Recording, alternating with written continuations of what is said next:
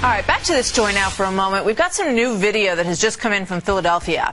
A member of the new Black Panther Party standing guard outside a polling place, opening doors as the voters come through there to place their votes. Now, Fox News did try to ask him a question about what his role is there. Got only a no comment from this gentleman. You may recall a big story that unfolded. This is the tape back from 2008. The new Black Panther Party members were accused of voter intimidation in Philadelphia back then. One of them was seen standing right there holding a billy club outside of that polling place. So what does this mean this morning? Joined now by Bill Kristol, editor of the Weekly Standard, and Roy Murdoch, a nationally syndicated columnist with Scripps Howard News Service. Both are Fox News contributors. Good morning, gentlemen. Good to have you both here today. Good morning. Roy, let me start with you. What's your take on this? Our reporter there tried to speak to this gentleman, but, is what he's doing allowed under the law? Well, it's allowed under the law because the Department of Justice under Eric Holder and Barack Obama dropped the charges against one of the people who was very much involved in voter intimidation in 2008 in Philadelphia. These guys were dressed kind of like this gentleman you see here. One of them was holding a billy club. And he said to Bartle Bull, who's a legendary white civil rights lawyer who worked for RFK and was very much involved in the whole civil rights battles, he said, "Cracker, you're about to be ruled by a black man." He referred to white voters as white devils, and then said to two black Republicans who were poll watchers that they would be held to pay, and they called them race traitors. The charges were dropped against one of these people despite a judgment against them before that at the end of the Bush administration. And then beyond that, one of them was told that he could not engage in this kind of behavior within 100 feet of the polls in Philadelphia through the end of November 2012. So presumably if he went to Pittsburgh, he could do the same thing with the billy club, or if he stood 105 feet away from the polls, he could have his billy club and scare people away. So this is all legal because Eric Holder and Barack Obama allowed it.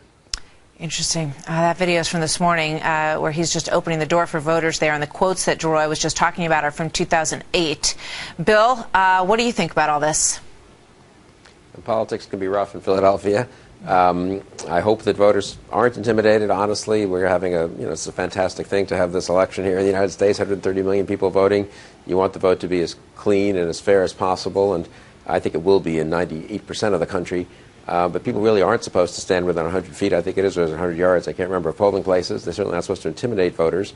And one would hope that authorities, local authorities as well as the Federal Justice Department, would prevent that from happening. There's a police force in Philadelphia, there's a mayor in Philadelphia, and they really should be guaranteeing their own citizens the right to cast a free and unintimidated vote. We're going to stay on that story throughout the day and see what our reporters can bring back to us from that location and really across the country in terms of watching what's going on with the vote today. I do want to ask you, Roy, you wrote an interesting column about Hurricane Sandy and about President Obama's reaction to it. And I'm struck by it. I live in the area where people are completely displaced in terms of where they're supposed to go to vote. A lot of the polling places aren't open. People are voting by email. I filled out an email ballot yesterday because I was going to, be in the city all through the day. And it just raised a lot of questions about how all of this is going to be tallied. I think there are a lot of technical questions. God forbid somebody might be able to break into a server and vote multiple times by email. I think if President Obama had stayed in Washington, directed the response to the hurricane, he'd probably be on his way to re-election. He'd look presidential. He'd look focused. He got back on the campaign trail, started talking about encouraging his people to vote for revenge. And I think he just raised a lot more questions that people have, and the halo that he was able to put over his head last week with Governor Christie, I think, just shattered. And so I think he's really hurt himself by not focusing on this and trying to bring relief to people who are still suffering. He got a lot of credit for how he handled it, and we're looking at these pictures. A lot of people still suffering out there, Bill. Yeah, no, a Democrat said to me on Thursday when President Obama went back to the campaign trail after spending basically a day touring New Jersey with Governor Christie, it was what we thought a mistake that could cost President Obama the election in such a close election, that he looked so much more presidential when he was trying to manage the relief efforts. They have turned a little sour. Maybe that would have happened anyway. It's a very tough thing to handle a storm of this magnitude. But I don't think he gets the credit people thought he might get 4 or 5 days ago. I don't think a huge number of voters are going to be influenced by that anyway, but obviously a tiny number can make a difference. Gentlemen, thank you. Thank you very much. Bill Kristol, good to see you both.